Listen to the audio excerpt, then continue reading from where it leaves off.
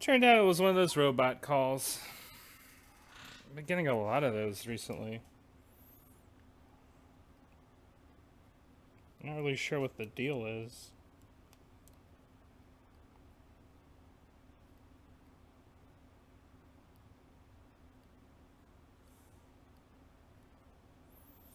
A lot of it is, a lot of the calls I'm getting are people who are like, are robots. I mean, robots can be people too. A lot of it is like automated calls that are like, your warranty on your vehicle is about to expire, blah blah blah, and I'm like, I don't have a vehicle. I had a vehicle many years ago, but I don't have one now. Not since I moved to Portland.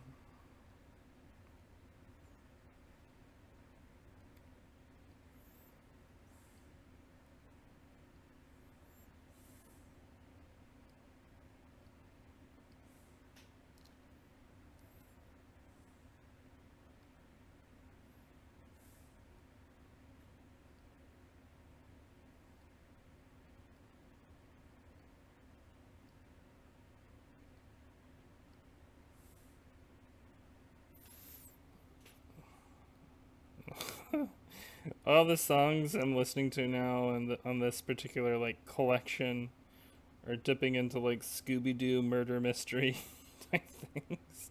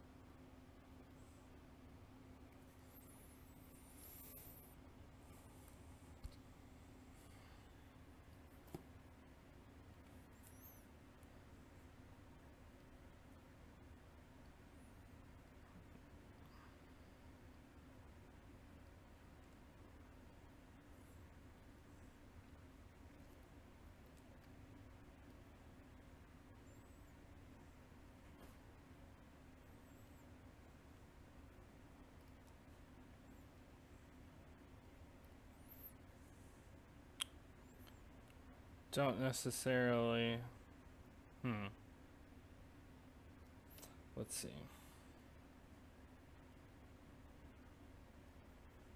I need to change my soundtrack, y'all. You want to hear what I'm listening to?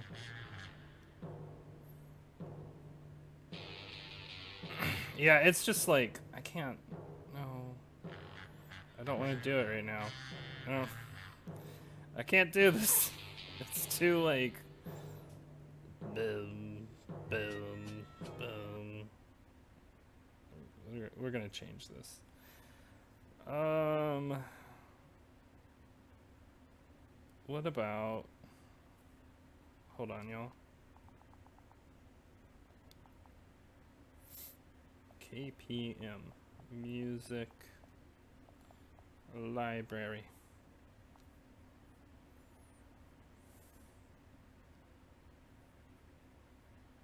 Hmm.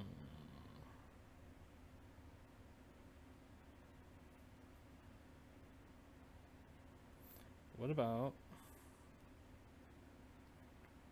I need excitement. I need like. Uh,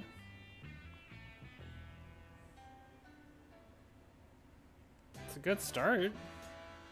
Okay. Okay.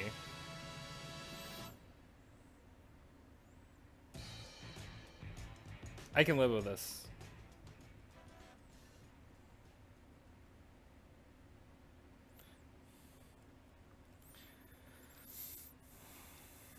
back to what I was doing.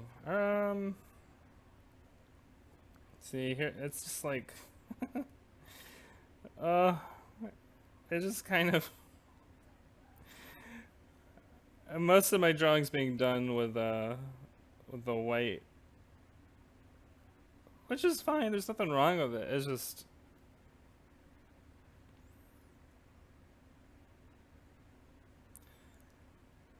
graphic design challenges.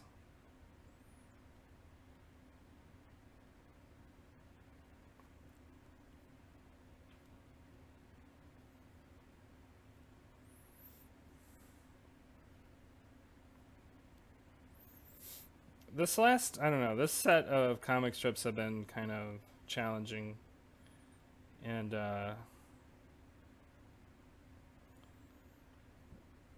I think what you're hearing and experiencing is my slight fatigue. It's fatigue from life in general, but it's also just it's also fatigue from having a very demanding set of comic strips to do the last couple of weeks.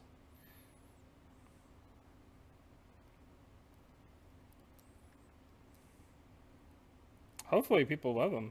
Um, I've seen some commentary on it, both positive and negative. There was one person who read the,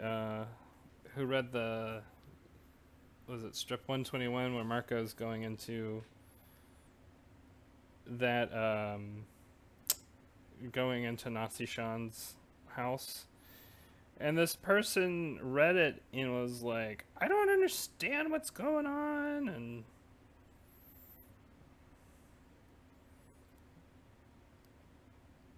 I don't understand what's going on, and why are you showing me this? And I'm like, when I read that, I was thinking to myself, like, this is probably just not something that you relate to. You wouldn't understand why a person might feel threatened walking into a house where the owner or the resident of the house is collecting Nazi artifacts. Like, I'm sure for a lot of white guys, like, to them it's just like, oh, I don't get it, it's just history. And it's like, well, it might not just be history to the person who's collecting that stuff. It might be something else. And if you're somebody who would be a target of hate, you don't take that lightly. You know, you don't. Um,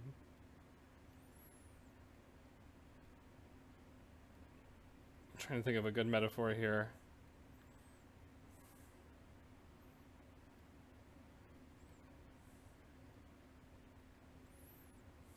A fox doesn't just go strolling into a hunter's house. That's kind of a mixed metaphor. I don't know. My point is like, if you're somebody who would be a target of hate, you don't, you wouldn't want to go directly into a place where your life could be threatened. It's not a risk worth taking. And that's something that I think most white people don't relate to, and they don't get that because they've grown up most of their life never experiencing threats from society. I know I certainly haven't. I grew up most of my life pretty sheltered and pretty, like, in a very stable environment, and in one where my needs were pretty much met and taken care of, and I never had any threat from the police or had any threat from government or corporations or just about anybody. Like, the only real harassment or dreadfulness that I've experienced in my life was bullying in high school.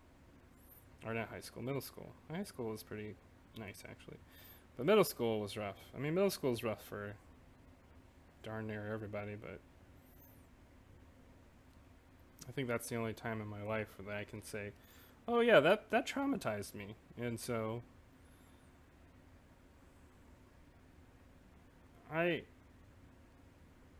I would not say that that is every white person's experience, but it's a large percentage for sure. And so you have a lot of white people who, when they hear people talking about like the traumas, the hardships, the struggles that other people have experienced in their life, they just are like, well, this must not be true. This must be some sort of, there must be something wrong with you, where you have to be fudging reality in some sense. What are you missing? And the reality is they're not fudging reality. That's just their reality.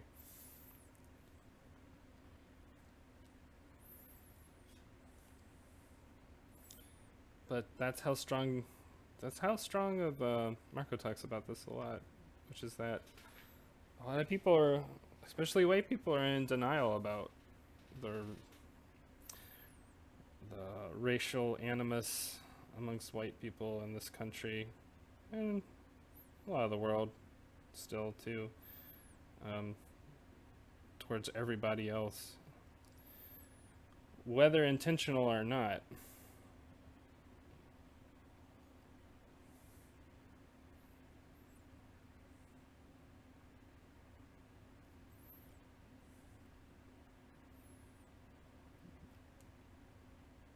There's just like a lot of cluelessness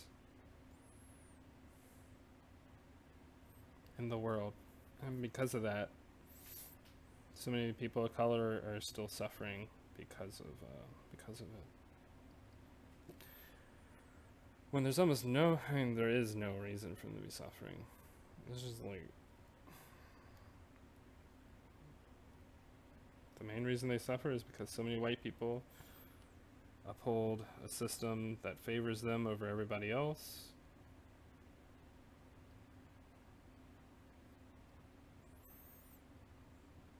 And they tune it out. They tune out that it favors them over everybody else.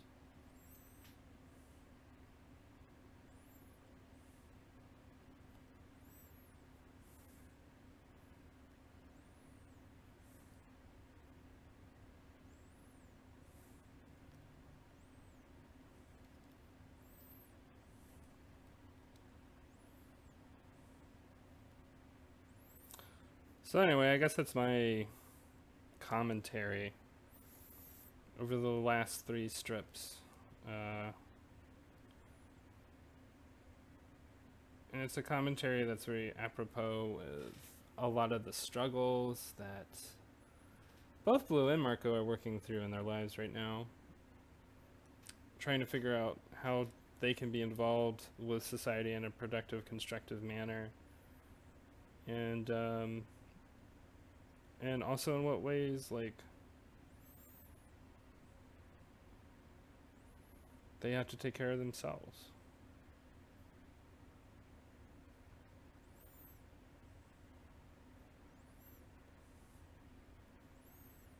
Those are really difficult, complicated questions. They take a lot of time and a lot of work to suss through. I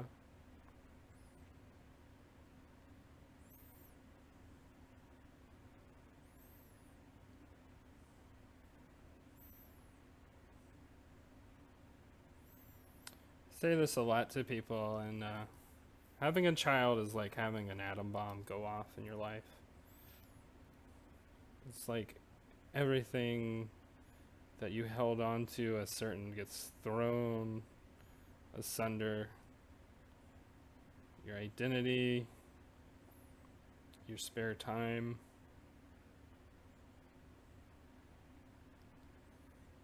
your entire sense of self and logic and reason, and all of your philosophical assertions are just like dashed.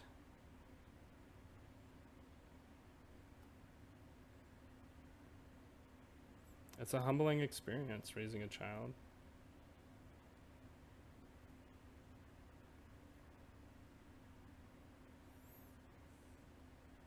If you're doing it right. I mean, certainly there are people who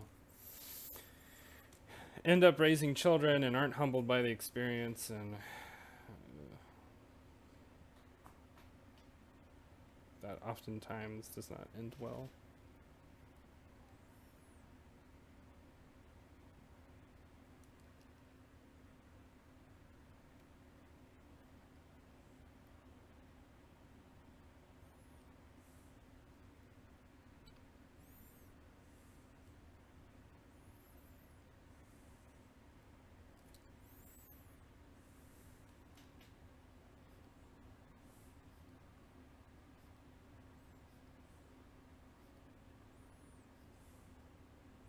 The music ended, by the way.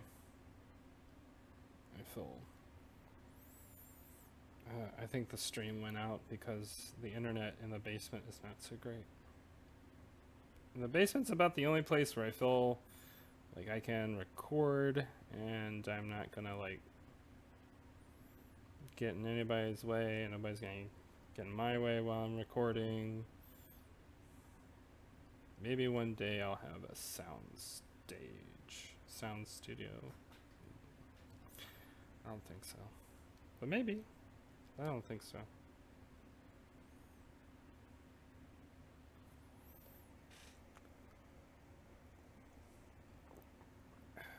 Some water.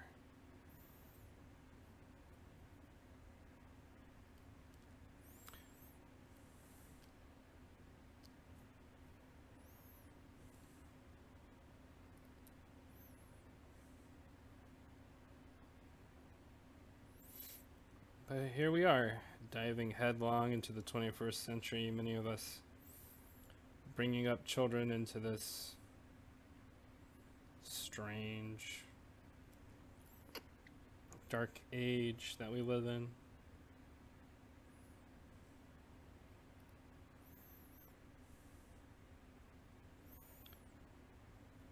Where it almost seems like there's a resurgence of feudalism, a resurgence of Victorian industrial ethics, quote unquote ethics, the lack thereof, hyper-capitalism. A lot of people like to say late stage capitalism, but I feel like they're being a little bit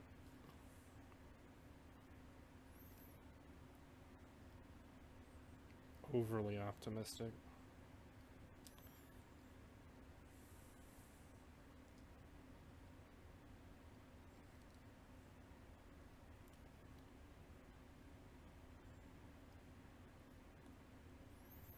Resurgence of fascist ideologies.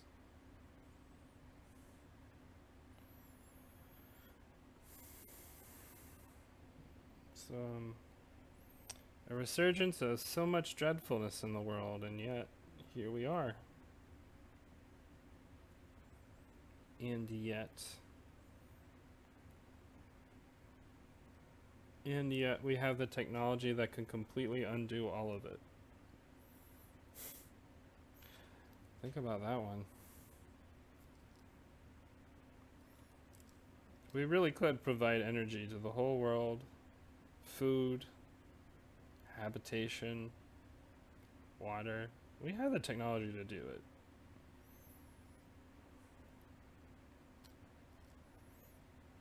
And yet, here we are. And here we have the struggles we have.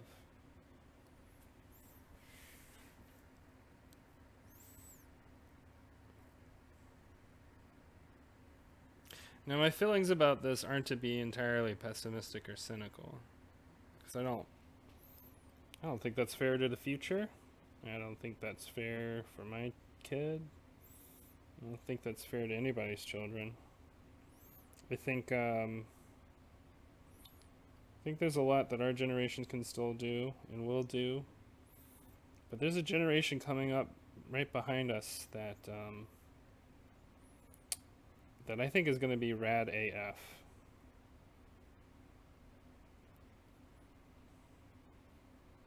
They already are rad AF.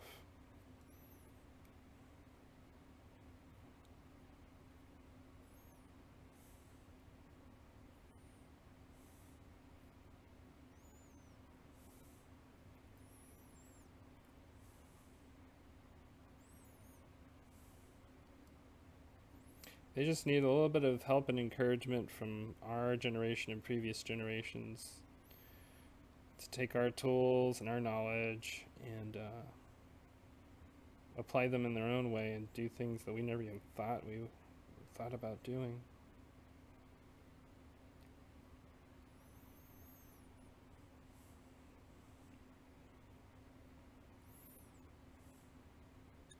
It's interesting because I feel super optimistic about the future as concerns future generations. Concerning my own generation, I don't know if I feel as optimistic. I feel very disappointed in a lot of ways.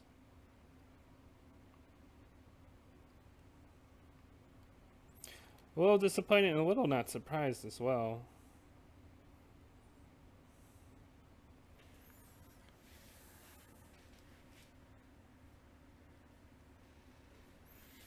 A little bit of both of those things.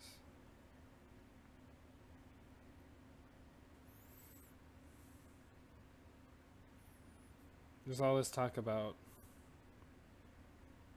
millennials decentralizing and destroying everything held dear by previous generations, but we're just, I think all that is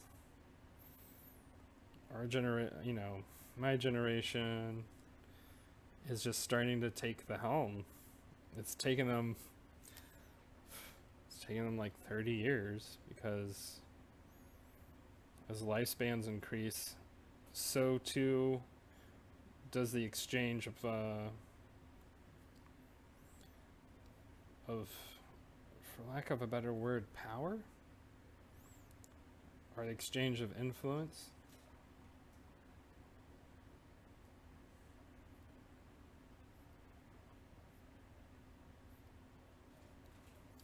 We still have Congress people serving, who have been serving for like 30, 40 years. Like, it's time for them to make some room for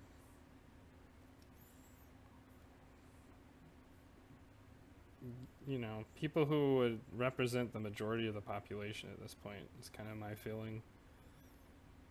Maybe it isn't the majority of the population yet, though. Maybe the majority of the population is still baby boomers. Oh well.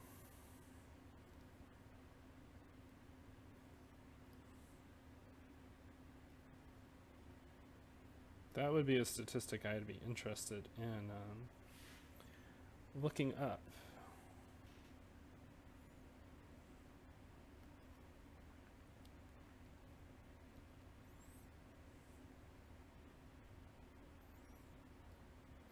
Because my hunch is that overall the baby boomer generation is much larger than Gen X, maybe even larger than Gen X and millennials and all the other preceding generations, maybe even combined. I don't know.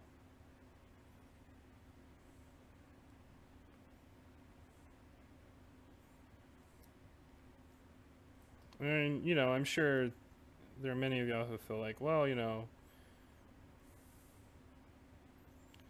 turning it into a battle of valuation between generations isn't realistic because surely like we get a lot of our values from previous generations. And yeah, that's true to some extent. For sure. A lot of my values were informed by both my parents and grandparents, but a lot of my values also weren't. A lot of my values I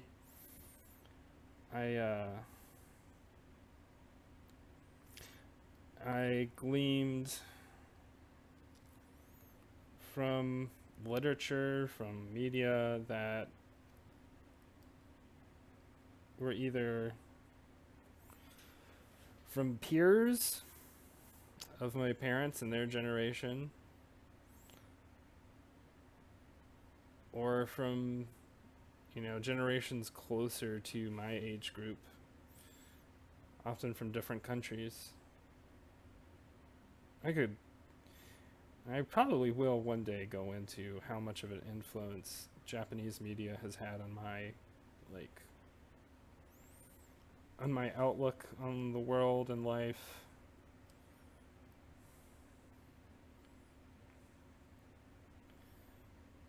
Matt Rainwater, who never read Osamu Tezuka, is a totally different Matt Rainwater than the one who is talking to you right now. My entire, I think possibly one of the most pivotal moments in my maturation through high school was reading Osamu Tezuka. My entire my entire set of goals and desires for life were kind of, I say kind of, they're most certainly informed by his work and by what I learned about him as well.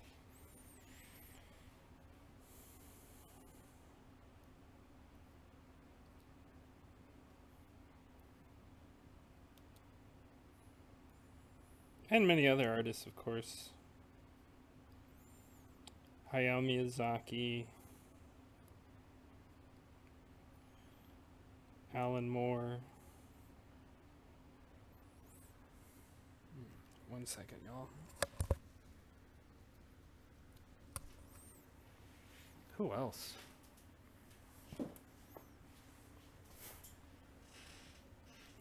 Later on in life, Terrence McKenna, some Robert Anton Wilson.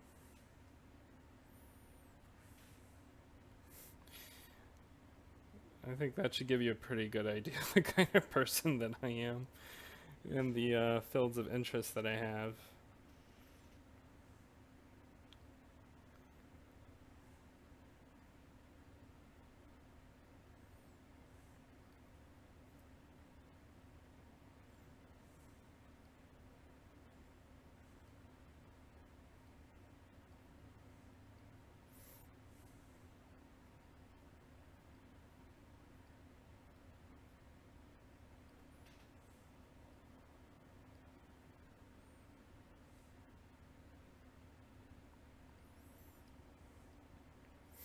I'm trying to think of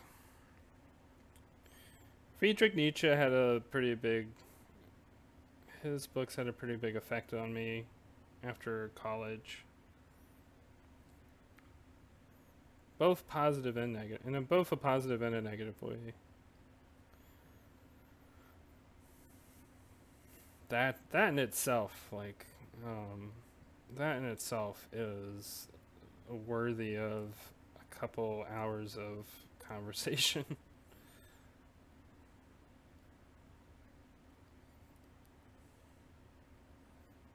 There are other.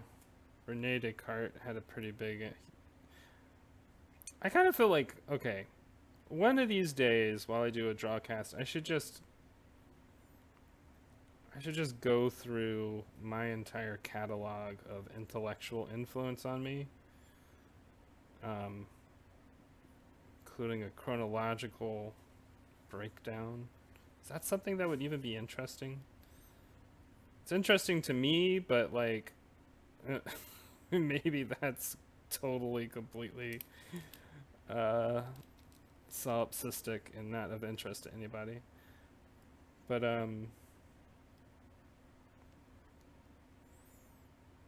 yeah, I could go on. I could go on about a lot of that stuff.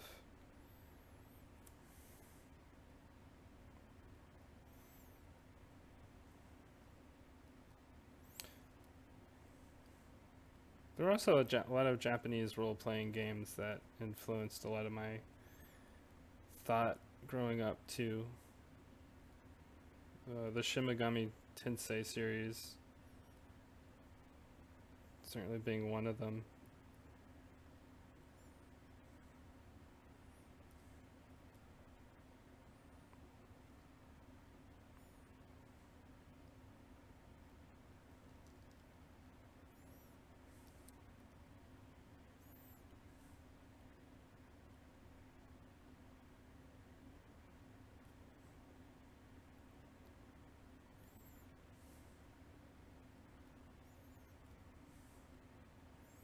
I was also one of those kids in high school who like thought Ernest Hemingway was like the the thing, and now as I've gotten older, I'm kind of like, oh, I'm glad that I went through that phase earlier than later. Although the Old Man in the Sea is still a pretty decent book even now.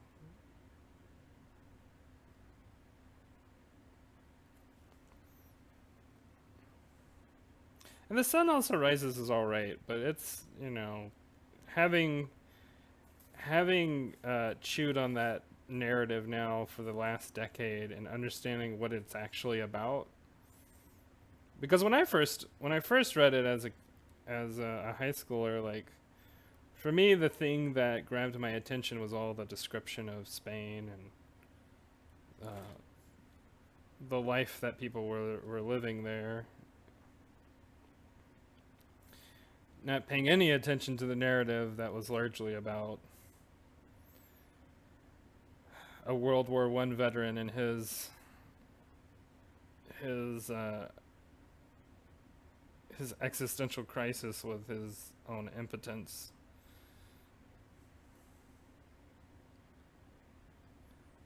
which upon later thought sort of comes. It's not like it's and it's not like it's not like as a narrative scheme like it's completely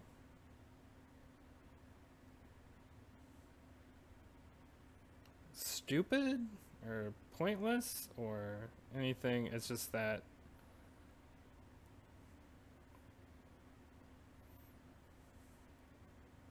what are your thoughts, Matt, on The Sun Also Rises?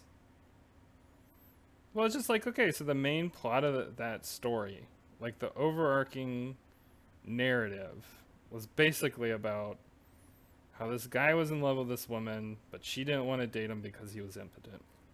Like, that's. When out, it's like, after all the descriptions of Spain and the bullfights and all this other stuff, when you really break down the story, that's what the whole thing is actually about.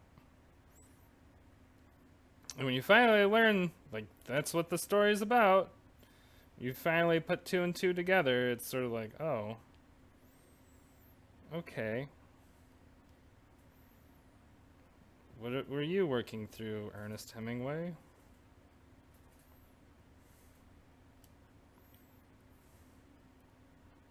But, it's very typical of, like, early century modernist writing, very male dominated, very, like,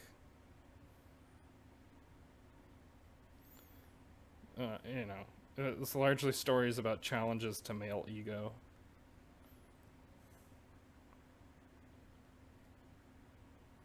I remember writing a paper in sophomore year, no, junior year, yeah. I remember writing a paper in junior year, like,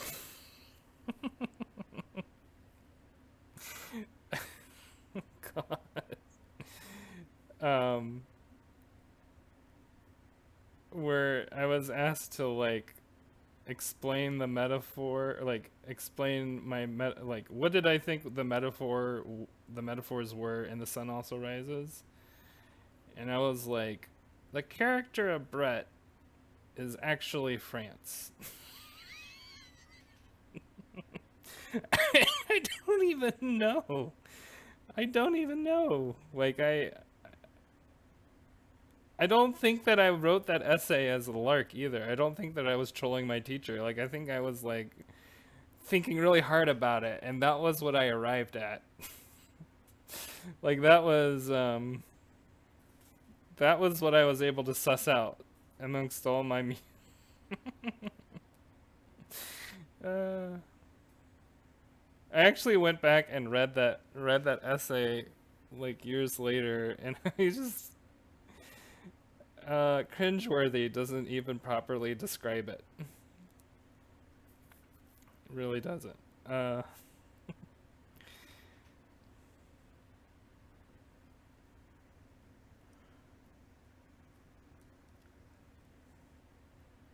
But anyway, I like that. I like that book a lot as a teenager. Nowadays, I'm sort of like, oh, okay, take it or leave it. Also, just like as I got older, I started to discover the reason why I was reading a lot of literature was that I was trying to glean like philosophical ideas and assertions from literature, and I eventually learned that like, oh, if that's what I really like and enjoy, maybe I need to just like read some philosophical texts. Read more philosophical texts instead of trying to like get it from all the literature that I was reading. There's nothing wrong necessarily with what I'm, the initial condition of like getting thoughtful, poignant concepts from literature. It's just that it's not necessarily why people. It's not the main reason why people write stories. At least not in the pure like the pure like raw context that I was looking for. Because I would end up reading a lot of stories and getting nothing out of them, just some like cheap thrills and whatever, and feeling a little bit like, why am I doing this? And then I was like, oh, well, maybe I just need to like actually read some philosophy. And then once you read philosophy, a lot of analytical type stuff, a lot of the narratives and stories start to get kind of bland, because then you kind of, it's like seeing all the framework.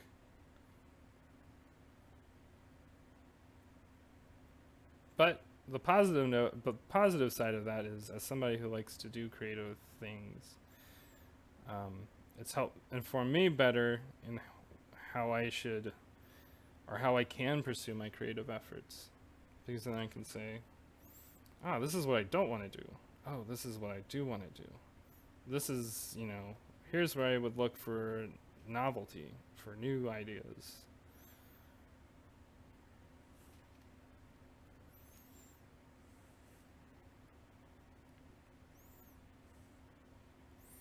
I don't know. If my advice for people who are interested in philosophy,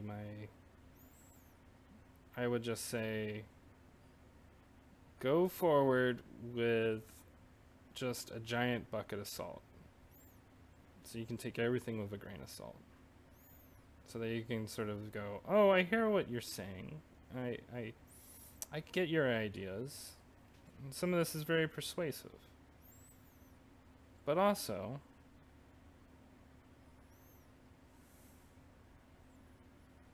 I'm not entirely convinced. Or consider also these possibilities.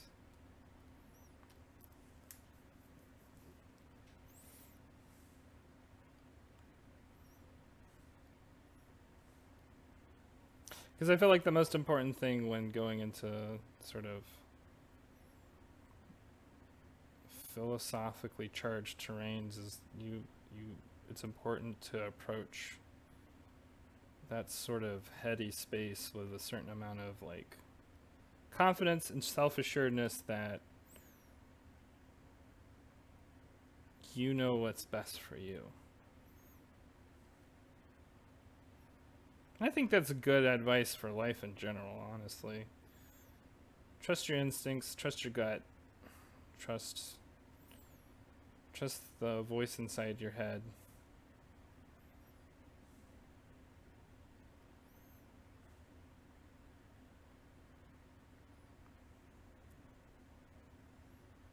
You know you better than anybody's ever gonna know you.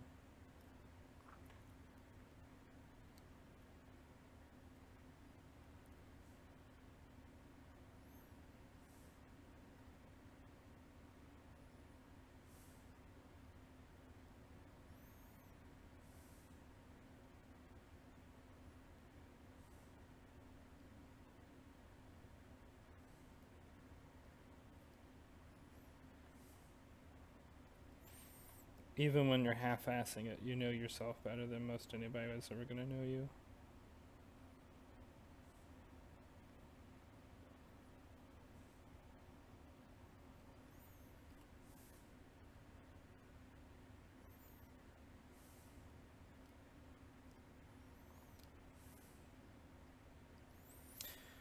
Sometimes that can be a demoralizing experience, right? Because it is nice.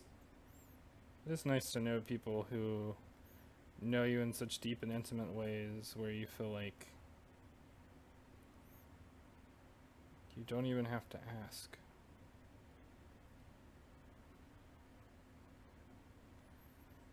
But the reality is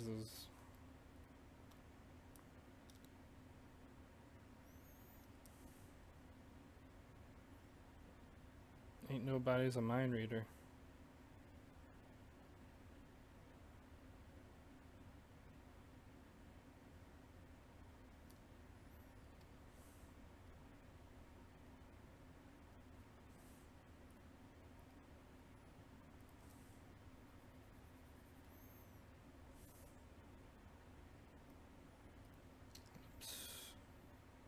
Or was I? Oh, here we are.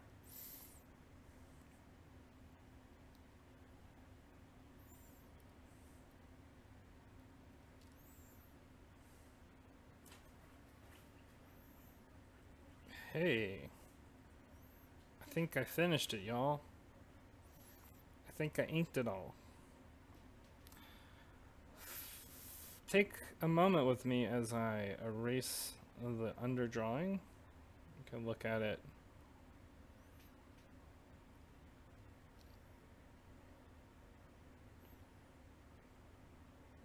All clean cut.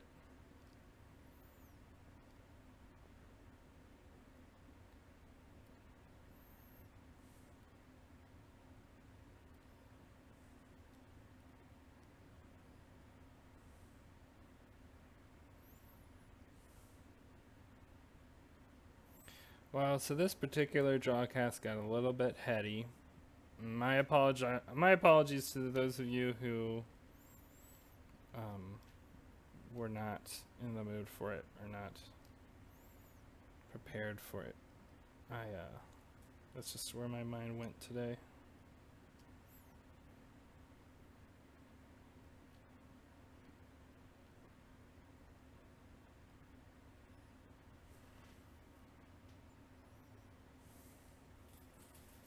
Oh, right. Okay, so I'm not done because I still need to gray in Marco's hair.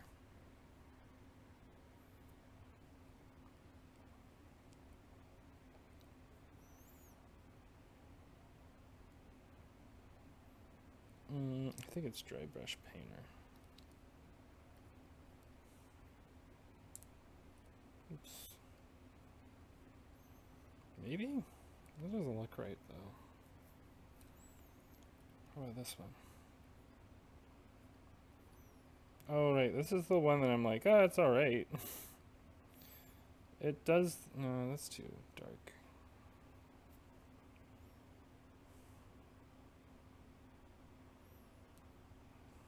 Is it this one? Nope. No, this one seems to do it the best.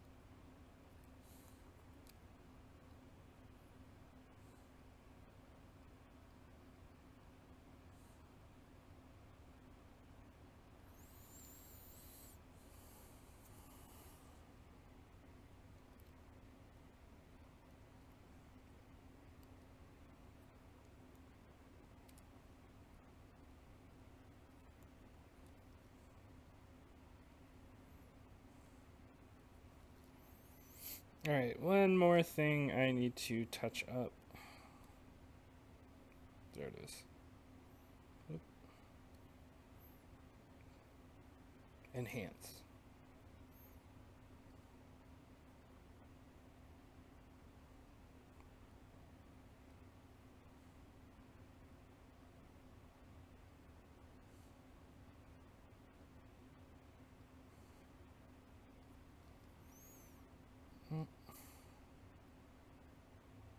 Nope. Don't like what that's doing.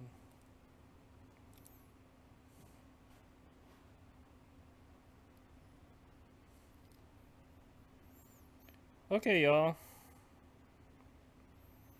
I think I am done inking for now. Let's merge all these layers together. See what that looks like. Ta-da!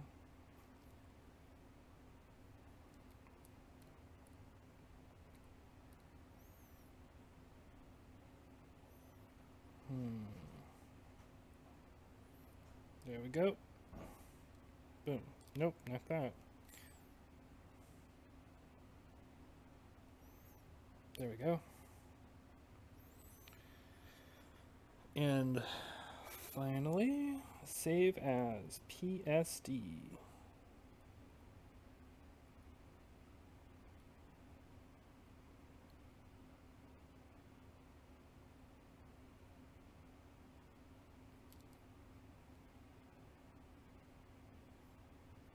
Okay.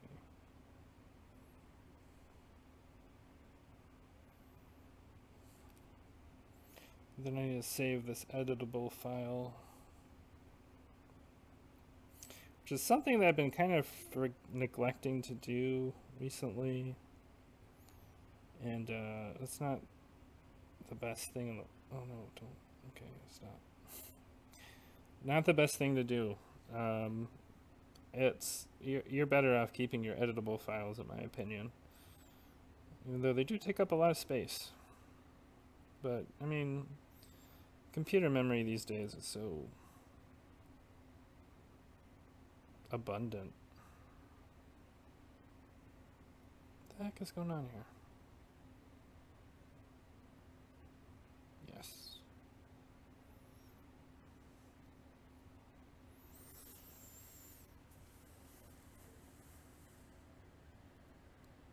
Alright, guys, people, friends, folks.